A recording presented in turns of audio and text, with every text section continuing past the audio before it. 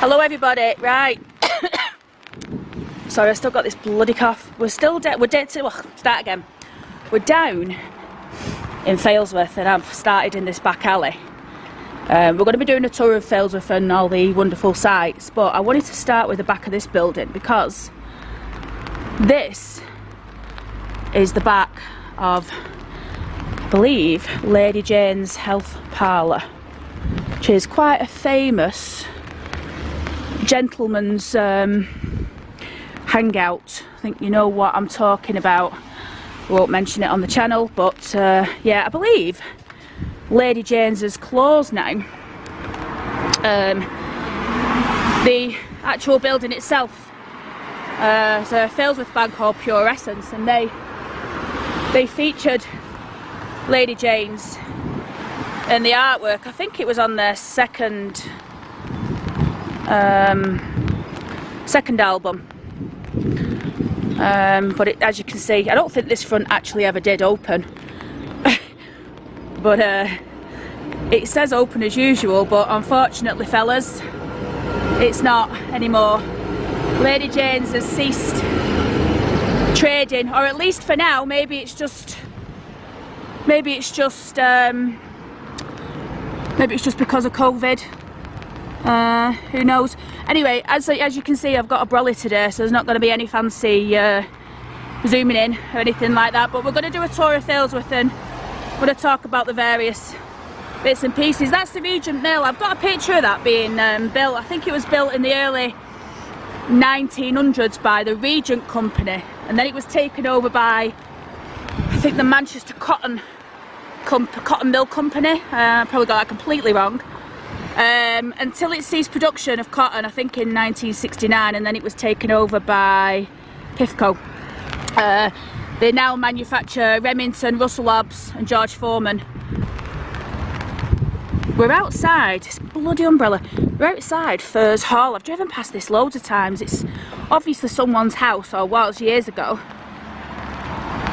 It's now a care home. Beautiful building. I'm just going to see if there's any telltale signs on, if I can just find out who it belonged to. I wasn't actually planning on filming this, I forgot it was here, to be honest. I'm not going to focus in the windows because people do live here and it's not fair. But I'll look at this doorway.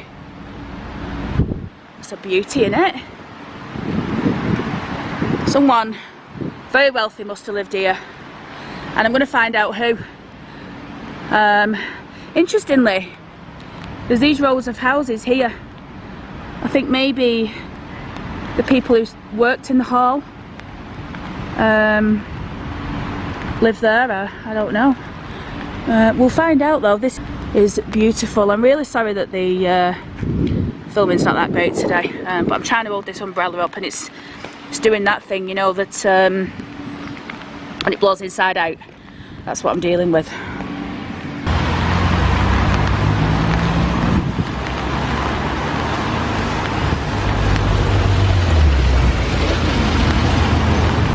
People would say, well, Failsworth is in Manchester. Well, I believe not all of it is, unless things have changed, but I believe in the late 1700s there was an Act of Parliament passed, and they basically said that a certain percent, I think it was 20% of Failsworth, would remain in Oldham and the rest of it would come under Manchester's jurisdiction. Now I'm thinking probably the area up towards the top, obviously nearer Oldham's going to be, Jesus, what's in Oldham? This is hard work, this, you know.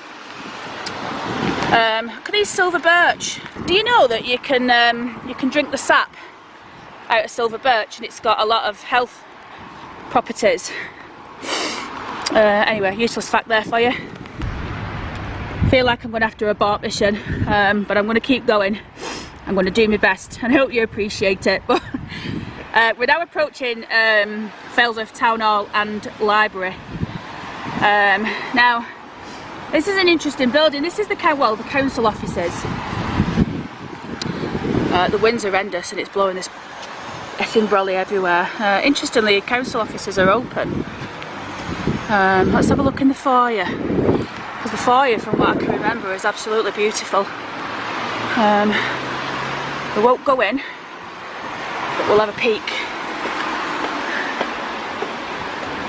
Oh, it's rapid testing for COVID. Look at that wall there. Right, we're definitely not going in there. Don't want to be around any potential hazards. Right, the other interesting thing, this is the library, council offices and library.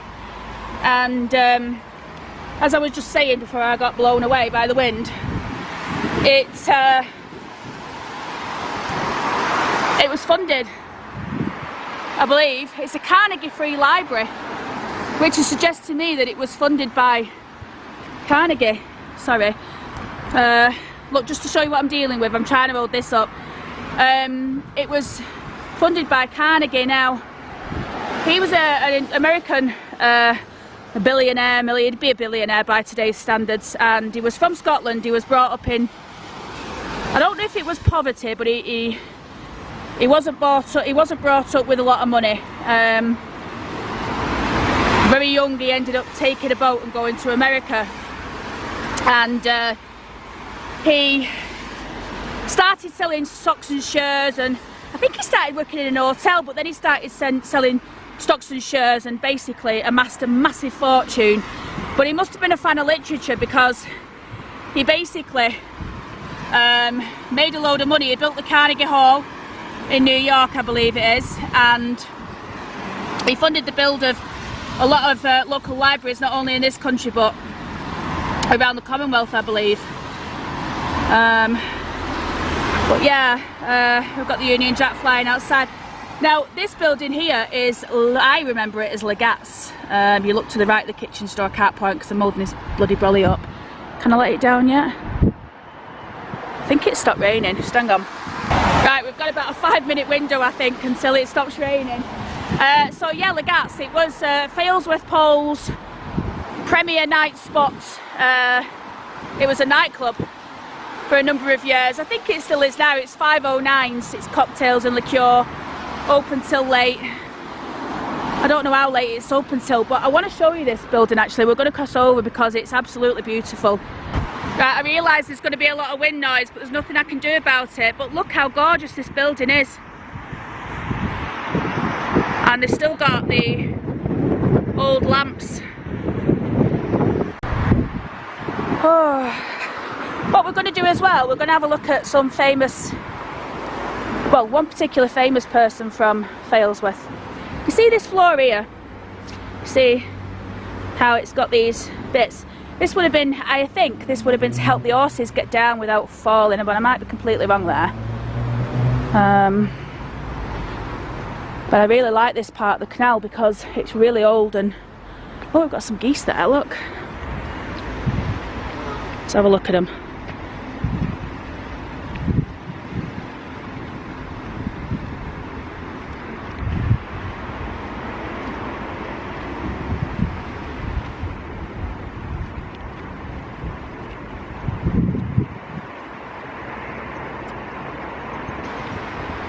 Now, I don't know if this is part of like an old warehouse or something. It must be really old. I reckon that must be early 1800s. Just judging off the size of the windows. Obviously, I'm no archaeologist, no historian, excuse me, but I would suggest it's probably 1800s. And if you look on the corner of the building there, it's actually been part of something else, because you can see the brickwork where they've taken it away.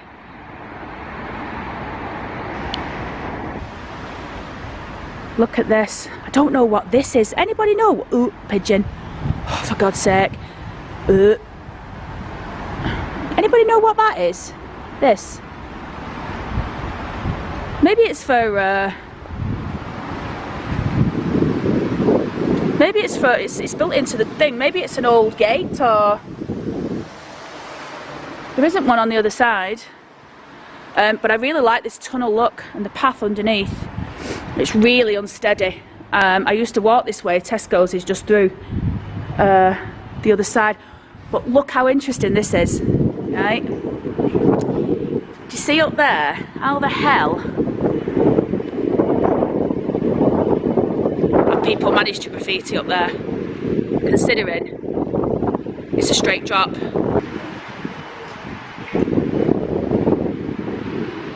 Ooh. Can you hear them? Right, let's go and have a look at the blue plaque. Right, we'll make our way back up to Manchester Road, or Oldham Road, and right, we'll look at the blue plaque and the pubs that are now closed down. This pub here, I think it was called the Bridge Inn. In fact, it was. Look on the side, the sign's still there. The bridge. It's now being used as a massage parlour. Now, when I say that, I'm not saying, you know, the type that only men like to venture to. Obviously it's closed, but it's a Punjabi Thai massage and spa. Never been, but yeah, so that was, I think that was pretty much a favourite of Manny out the Stone Roses. I know he used to go boozing in there. But this is the building that I wanted to bring to your attention. Now this here, just get across without being knocked down. This is where the author and artist, poet, Ben Brierley was born. This is the house he was born in. As you know, back then people weren't born in hospitals. Let's just zoom in on that. So glad it stopped raining for a bit.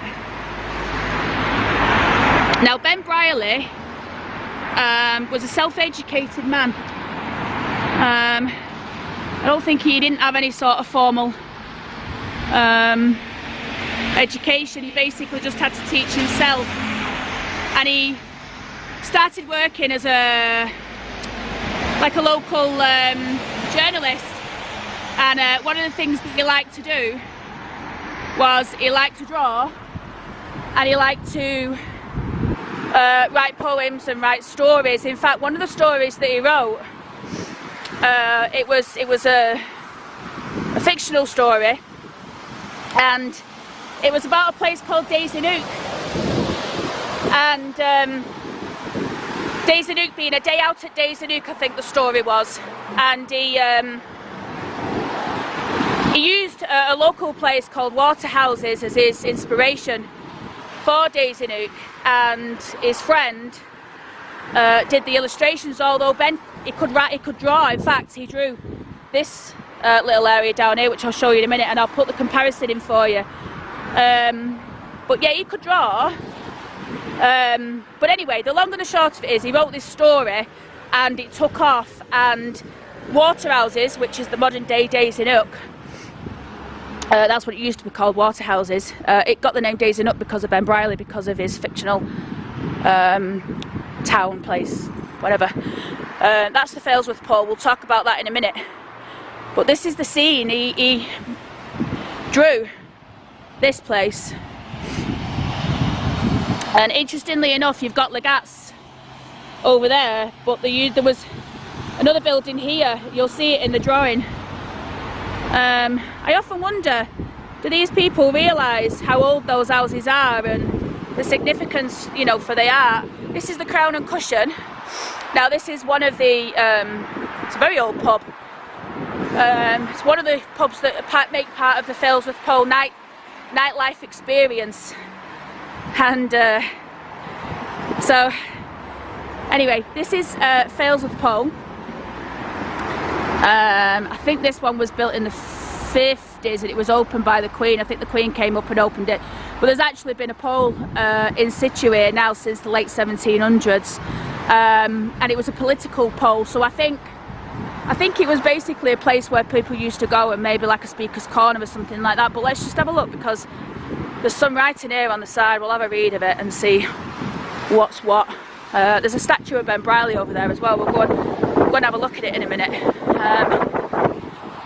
So, Failsworth Pole, on this site, the centre of local life and reputed from the immemorial to be the site of Maypole, was erected a new pole following inscription.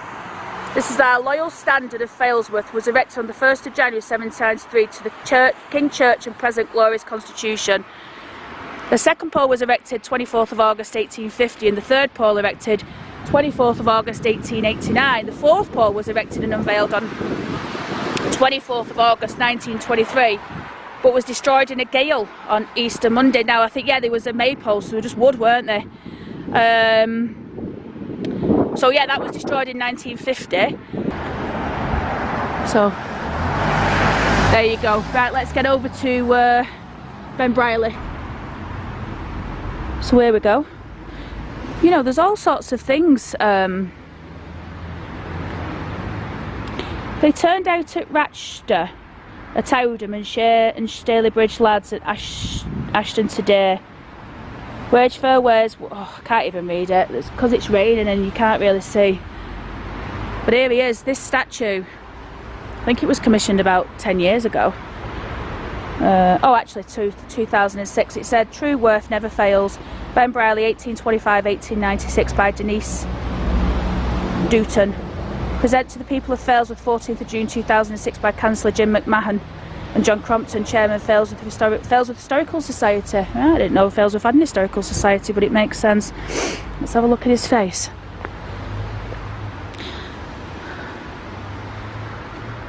Wow, it's a pretty good sculpture that, isn't it? What's the...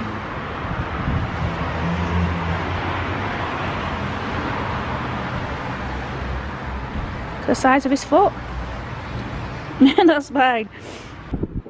Look at this. This is an interesting stone sculpture. You've got the seat, and it's like a front room, or maybe, well, a bar. Maybe you've got the seats, the fireplace, and then you've got two tankards or pint glasses, and then a seat with cushions on. This is amazing. And then a window to see out. You know, when you used to go, well, when you used to go boozing down the pole, this was the other pole pub, the Royal Oak. It's quite a good boozer. Going there frequent, well, used to when I worked down this way. And then Church Inn, that's a good boozer. The white wine will get you laced in there.